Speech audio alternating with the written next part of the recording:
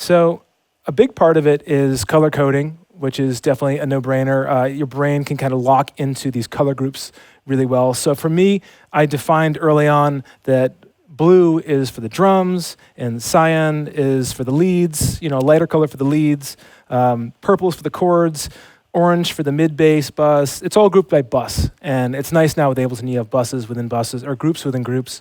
Sub-bass is red, sort of the one shade of red, and then bright red is vocals, because vocals are always the lead emphasis point. So somebody gave me a legend for this color coding a long time ago, and I stuck with it. So the key thing is, it doesn't matter what colors you're using, it's just consistency and sticking with it, so you can eyeball that when all the buses and the tracks are folded down, and it really helps to clean things up. So I'll use a template, use a very minimal template when I'm getting going. A lot of stock plugins, I'll make sure the plugins are set a certain way by default, so I'm not adding a high pass filter and a low pass and doing all this unnecessary work. I find the most common working position of the compressor or the EQ, this saves you so much time. If you just go in and you start setting those points so you don't have to reset it every time. There's a certain way I like the stock compressor to sound, and also for the side chains and everything. Everything's grouped and ready to be side chained for the drums. Everything is set to a MIDI trigger, and we're going to talk more about that later on. It's a little more technical. So going through here, let's just take a brief look at what we have. So we've got the kick bus, which is separate from the drum bus. There's a snare effects bus, which was added later on. There's the lead, which is the supporting lead is the drop lead for the track. They're the main chords. There's all these chord stacks in there. And we're going to go in depth on what each part does. We've got the mid bass to really have that audible part of it, and then the sub bass, which you're feeling and is really pumping to push the track along. You've got the vocal stems. And then I've got a noise effects bus, which is really just about easing the transitions through there. So let's take a quick listen to how this sounds. I'm going to start from the first breakdown. Oh, and the most important thing is when I'm starting these remixes, I go through and I use mixed and key, and I drag and drop the original song, the song I'm remixing in there. I get that tempo, I get the key that it's in, and I double check it on some other websites. I also make sure I'm checking that it's in the right meter or the right time signature. So I did a remix for Alessia Cara recently, and it was in a waltz. It was in a 3/4. Never had this happen, and it was totally messing with me. And then I found online, sure enough, it was 3/4, and it was dropping a beat for every measure. So that really caused me too many repetitions of that mix, so it cost me time on that mix to not know that. So that's a very rare scenario. But typically it's 4/4, and it's fairly straightforward. I will map out the entire song in here. So you can see these markers. I've got intro, breakdown verse 1, pre-chorus 1, chorus 1, build 1, drop. They're all in there. Every 8 bars is accounted for, and everything's in these chunks of 8. And in Ableton, you can map it so that you're pressing a key and it's going to jump to that next 8-bar section. So I'm keeping it modular. I'm chunking everything to cause less strain on my brain as I'm processing the arrangement of the song. With the Clean Bandit remix I did, everything was in 4-bar chunks because it was a slower tempo song. So they were doing more with less bars. With this, it was fairly straightforward. It's 8-bar chunks. And I don't know if everybody does this, but even at the end, I'm marking, here's the last note where it's going to ring out and decay, and then end is truly the end. So I know when I bounce it down that I can highlight it, and it's not going to cut off anything. You're going to have the whole song selected, and the end truly is the end, and I've automated all the tails down to the end there. I also put the tempo and the key as a marker in there. Saves time later on, seems obvious, but very important. But let's take a break from talking and play some music.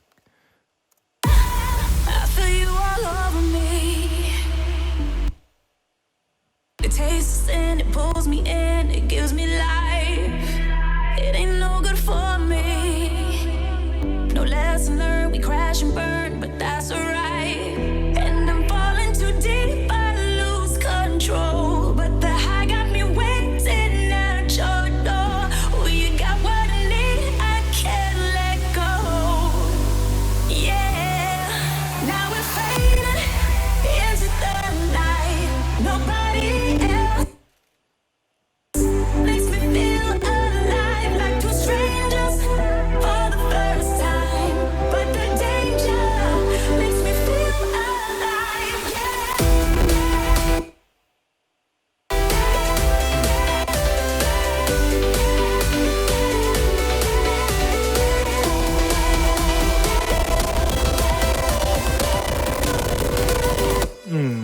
Overloading a bit here. I'm going to solo some of the elements.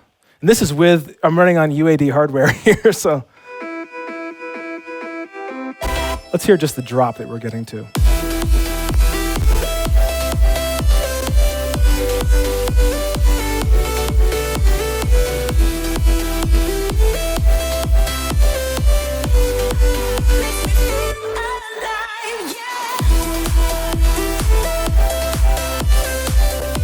Okay, so it really is taxing the system there, even with all this external processing that's going on. And there's not a ton of layers in this track. Everything is frozen for the most part. There's a couple things that aren't frozen. But it's a fairly simple overview of a track. But let's get back to this. So everything's color-coded, grouped. I got to find the right tempo to begin. So with this one, it was easy. The original was 128. It was very obvious. When I was doing this remix for Ellie Goulding and Clean Bandit, it was a 100 BPM track. And I had to find a way to find a new tempo because there wasn't enough energy to push it along as a remix. So with that one, I went with 110, which is different than my usual style. But you've got to listen to how that vocal sounds. If you're pushing that vocal around and you're really changing the integrity of the vocal, it can really ruin the song. So somebody like Ellie Goulding, she's got this signature vibrato. It's going to get compressed, and it's going to push it together. So to have that vibrato be compromised, you've got to find that sweet spot in the trade-off when you change the tempo. So I really like it when a song's already at 125 or 128. That's my typical range for a dance track. You can do things like automate the tempo and the breakdown, which is a trick I use live. So I'll have like bookends that are 128 BPM, so I can mix into a track easily, and then I'll automate the tempo from something slow to fast. It is harder to go from fast to slow, but there's little tricks you can do, little arpeggio wind-ups, chromatic transitions where you're just making the pitch slide up, slide down. There's ways you can distract people from the warping artifacts and the changes that happen with the track, but super important that you are serving that song. So if you go in, and so many guys are great in their lane at 128 BPM, and as soon as they get a remix comes in, it's 95 BPM, like all this Post Malone stuff, whatever. It's going to be a real challenge. You either are going to stick with that original and do a halftime mix, or you're going to go really contort it into 128. So it's tricky. It's always a judgment call, and especially if the meter and the signature are like a 3/4, a waltz or something. I had to do some fancy vocal chopping with that to get it to work right. So to me, it's all about, you've got to have this canvas and this framework so that everything serves the original, otherwise the remix is not going to get approved. And the work process is pretty fast. I'll do 3 days for a remix, is typical, and that's if things are going well. And that's not including final mastering, so I will typically stem everything out, have stem mastering, take care of it. I'll use a place like Wired Mastering in the UK. For $200, somebody else with better ears will take that mix and make it better. So this remix today, you're hearing what I had, and I get it to about 80%, 90% of the way. I bounce down the stems, and we're going to go into that much deeper later on. And they polish it up. I'll usually give them a little bit of feedback, but it's most of the way there, and they're hearing it fresh, so it's super important. All right, we talked about markers, we talked about chunking. The big thing for me is workflow and having everything prepared ahead of time. So you're not building a new template from scratch every time. It's like you wouldn't build a guitar from scratch for every song, so why would you build your template totally from scratch? So you've got to find a balance, and I've built really elaborate templates that had too much in them and they used up too much processing. So I've come to the point of realizing that the lean template is the best way to do it. You know, I've got everything grouped and ready to go, had plugins in their initial state like I talked about earlier, and things are color-coded and they're named properly, and the sidechains are ready to go.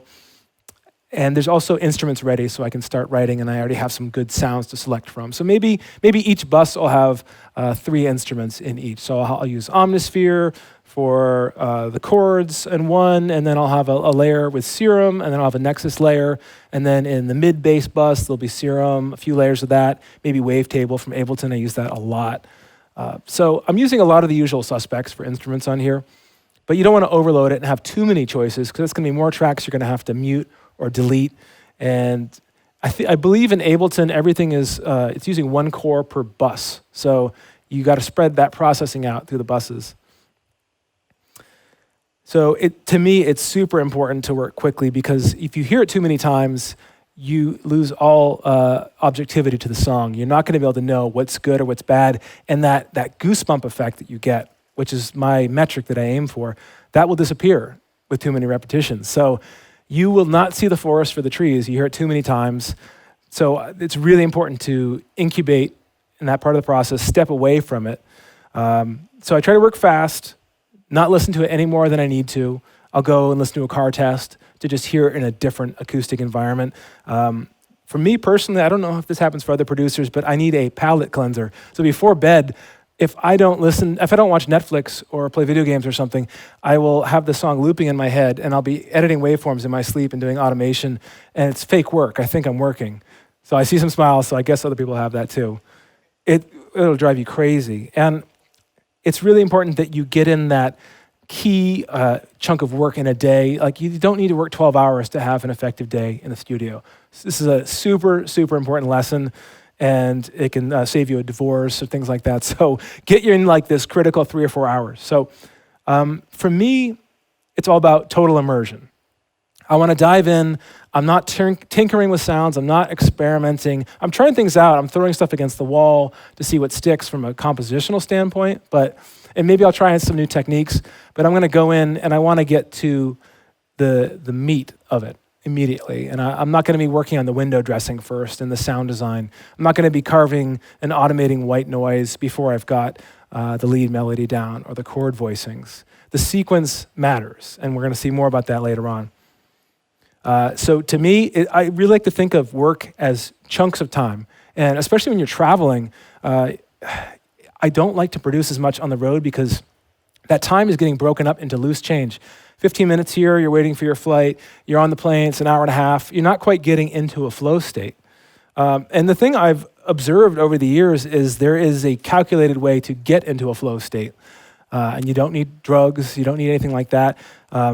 You've really just got to approach it with the time of day. So what I found is there is a black hole in the afternoon. And maybe you have this, maybe it's for people who are wired a certain way, but it's pretty universal from what I've heard from other producers, and that you can be a night owl, you can be a morning person, doesn't matter, your brain is operating in a different state at that time of day. And even in my studio at home, I don't have any windows, there's no natural light, and I'm working in a converted garage. It's a fairly large 300 square foot studio. There's no natural light, so there's no cues as to what time of day it is. So, but I still hit that black hole, and that black hole is like 12 to 4, 12 to 5 p.m. And it's no excuse to not work because you've got to hit deadlines and you still work through. But if I'm going to schedule calls or meetings or emails or administrative work, I do it in the black hole. The other times are way too valuable. Don't waste your morning creative hours. The best time for me, and I used to be more of a night person, now I'm a parent, so I have to use that morning time a little more. So I wake up, and all these ideas come flooding out in the morning, and then they're gone. So I get a couple hours of that. I have my lunch break, I take care of emails, and I move on with my day. I use the black hole for what it is, and I embrace it, and then I come back, and then the muse will start flowing maybe 5 p.m., 6 p.m.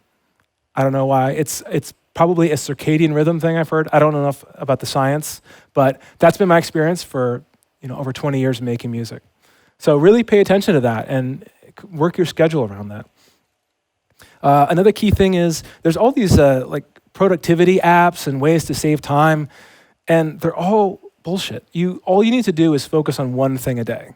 And a lot of times what I'll do is if I have to do multiple small things, I'll take an index card, and I can only fit 5 or 6 things on the index card, and I'll write those key things.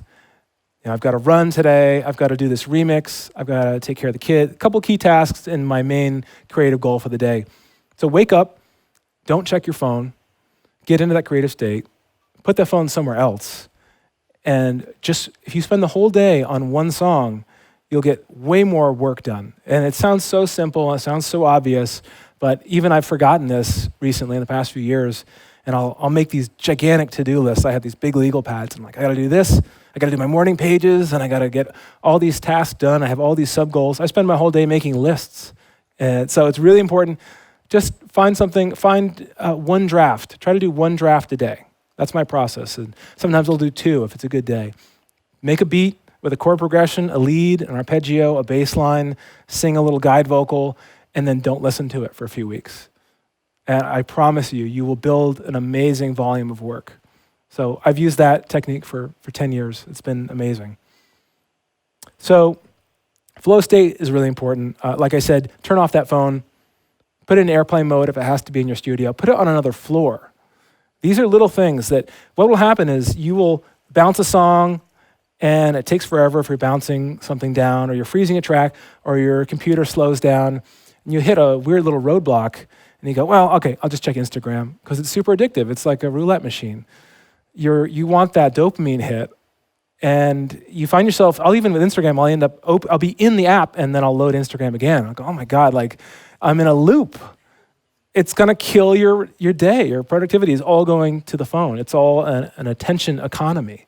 So there's a time and a place for social media. Try to batch that for other parts of the day. And I'm so guilty of it, but just keep the phone out of there if you can. And it drives me crazy. Like I'll have singers come in when we track vocals and they've got their phone on with all their vibrates and it's actually interfering with the microphone and we're picking up static, but they've got their lyrics on their phone. So whatever, have the lyrics written down. There's other ways to do it, but I feel rude asking the vocalist. So you gotta be firm with people and just say, hey, maybe just leave your phone on airplane mode and we'll find a better way to work. So that's very important. And it's hard to be disciplined like that, but you're gonna get greater results from being disciplined.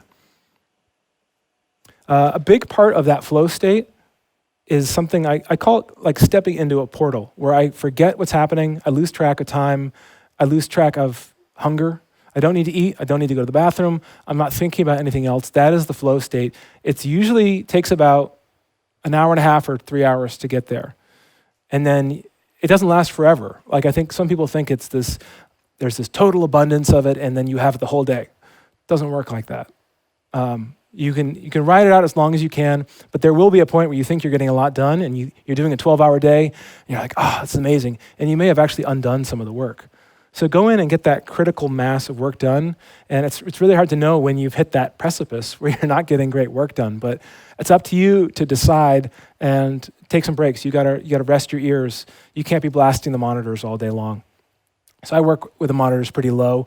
I wear earplugs when I DJ. I've done that for the last 10 years of touring, and it's saved me a lot of issues. Still hearing damage from all that touring, but I have 15 dB filters in. If I go to a bar, I bring the earplugs as well. And people used to make fun of me for it, and now those people are deaf. So seriously, don't mess around with that. None of this stuff will matter if you don't protect your hearing and if you don't back up your shit. So